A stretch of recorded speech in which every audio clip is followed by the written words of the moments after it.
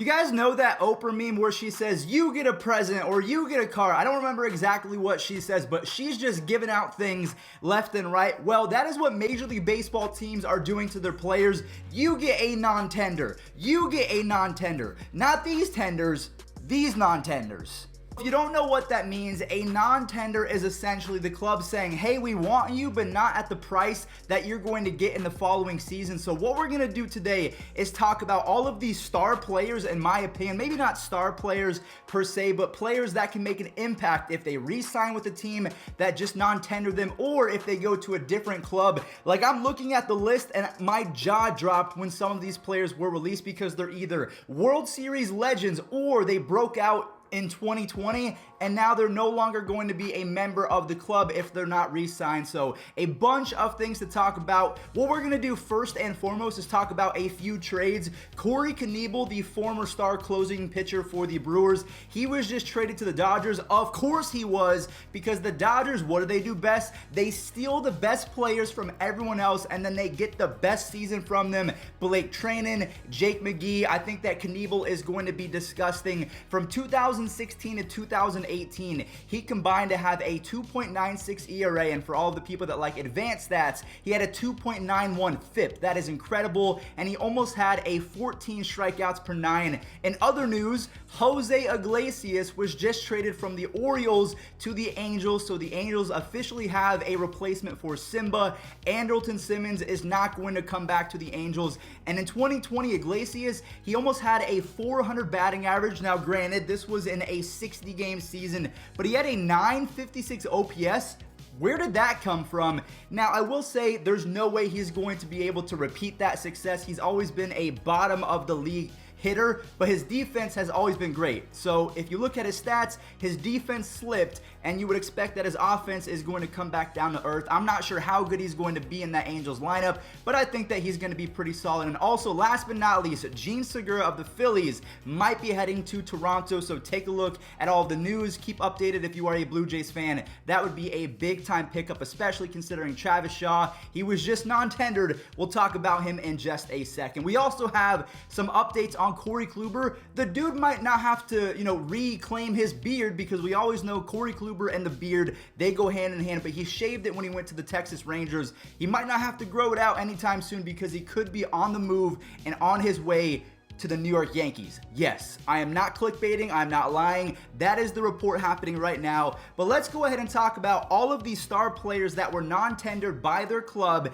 and they are now free agents. The first one that really surprised me, I thought it was a troll when someone said it. I think Steve Cohen, the owner of the Mets, he's very active on Twitter. He said, who are the most interesting players that have been non-tendered? And everyone and their mother said Adam Duvall. And I said, wait, the Braves cut bait with Adam Duvall? In 98 games since 2019, he has 26 home runs and an 852 OPS and plays great defense. I thought to myself, why would they release him? And their excuse was that they're going to re-sign him if the National League brings back the DH. Well, in my opinion, I think that Adam Duvall is a better left fielder than Marcell Ozuna. So wouldn't you wait to sign Marcell Ozuna? Or maybe that indicates that he's going to leave if they say that. Let me know in the comment section down below. Do you think that Duvall is going to get re-signed for a lesser contract? Or do you think that they're going to give that money to Marcell Ozuna because he is a better hitter, but as an overall player, Duvall, he showed some promise. I think that he is going to be a stud.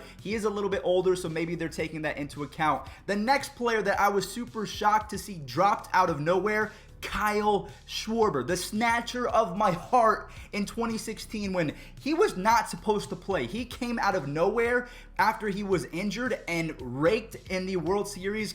I thought that he was going to win the World Series MVP, but of course they gave that to Ben Zobrist. He was cut. He is no longer a member of the Cubs. Of course, they can re-sign him for a bit of lesser money. He was supposed to get $8 million. Again, when you're striking out 30% of the time and you only have a 701 OPS, Javier Baez was bad, Chris Bryant was bad, Kyle Schwarber was bad. I don't know why all of a sudden the star hitters for the Cubs became almost useless per se. I don't mean that, and I mean it's kind of negative to say, but they really did suck in 2020. So I don't know if that was because of their brand new manager. Maybe they have a new hitting coach. Something has to change. But Kyle Schwarber, he was non-tendered. The Reds let go of three pretty relevant players in the system. They have Brian Goodwin, who wasn't very good, to be honest with you, and he was injured. Archie Bradley, he only gave up 1 earned run in the 7 2/3 innings that he did pitch for the Reds. And then Kurt Casale, Trevor Bauer's favorite person to put in the vlogs, he is no longer there. So 3 different non-tenders: Brian Goodwin, Archie Bradley, and Kurt Casale. Again, they can re-sign for lesser money, but most likely, if I was in the shoes of these players, I would feel like, yo, you don't think I deserve that money? Let me go somewhere else where they would pay me a little bit more. So all of these non-tenders, I expect them to go to different teams. Kyle Schwarber, let me just say this right now, would be a perfect fit in Cleveland. He rakes there, and his arm in left field would play pretty well off the tall wall in left field. Next up, we have another surprising one, David Dahl. Non-tendered, cut by the Rockies after his first down season. In his first 3 seasons in the bigs, he had an OPS of 850 or above every single year, but unfortunately the injury bug, it caught up to him, and his defense was not very good. And on top of that, he only walked 4% of the time in the 24 games that he did play in 2020. When you're striking out 30% of the time and walking 4%, yeah, you're gonna get cut. I don't care how good your OPS is, especially when you have to factor in the Coors Field effect. David Dahl, he rakes, but maybe he's a beneficiary of the ballpark that he plays in.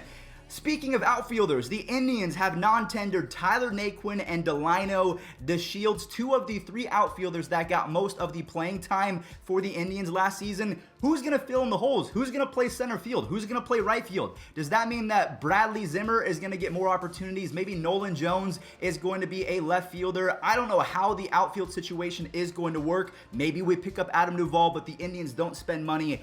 But we know how we brought up Corey Kluber in the beginning of the video. We essentially traded Corey Kluber for Emmanuel Clase because we just non-tendered DeShields. He's no longer going to be on the club. Kluber is off the Rangers. So it was kind of a lose-lose trade for both teams. The Rangers got 1 inning, I think, out of Corey Kluber, or 1 game, something super minimal like that. Emmanuel Clase was banned for 2020, so essentially it was Corey Kluber for Emmanuel Clase. We'll talk about Kluber in a second because he is on the move, I promise you. Now, speaking of the Rangers, they released Danny Santana 2 years after he broke out with 28 home runs and an 857 OPS in 2018. Maikel Franco, I kind of feel bad for him because he was non-tendered by the Phillies in 2019. He was picked up by the Royals and then actually has a pretty decent season.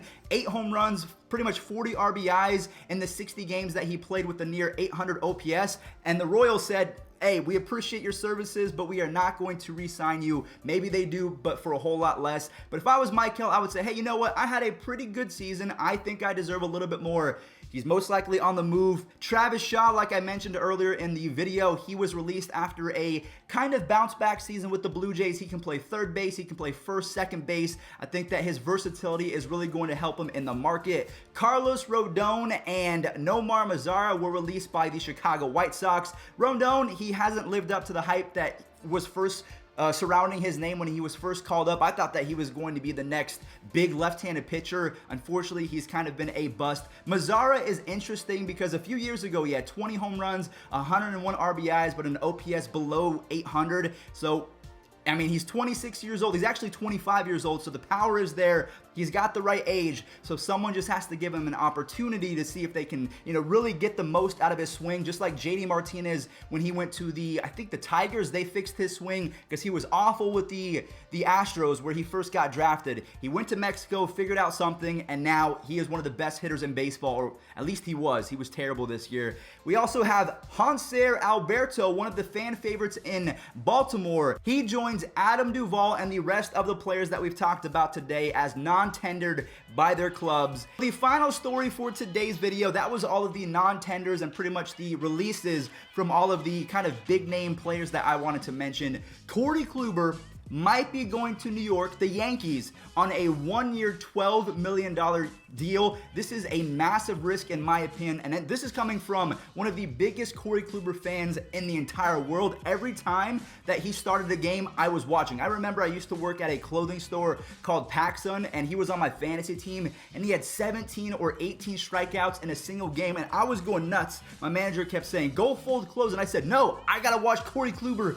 make history. This only happens once in my lifetime, so I gotta watch this. So $12 million for a pitcher that has been injured for pretty much 2 consecutive years. I don't know if that, I mean, sometimes you do have to risk it for the biscuit, and Corey Kluber in New York, along with Garrett Cole and Luis Severino and Domingo Germán if he comes back, that could be a pretty lethal 1-4 punch. And James Paxton, I think he's coming back as well. Masahiro Tanaka is not going anywhere. But let me know in the comment section down below, what do you make of all of the trades? The Corey Knebel to the Dodgers, Jose Iglesias to the Angels, Gene Segura is most likely going to Toronto. From Adam Duvall all the way down to Hanser Alberto, so many different players were non-tendered. And then last but not least, Corey Kluber, probably going to end up with the Yankees or Boston. Do not discount the Boston Red Sox trying to acquire some more pitching talent. One thing I will mention before the video ends is over 50% of my views or my watch time come from people that are not subscribed. So for Christmas, all I would like is a subscription from you,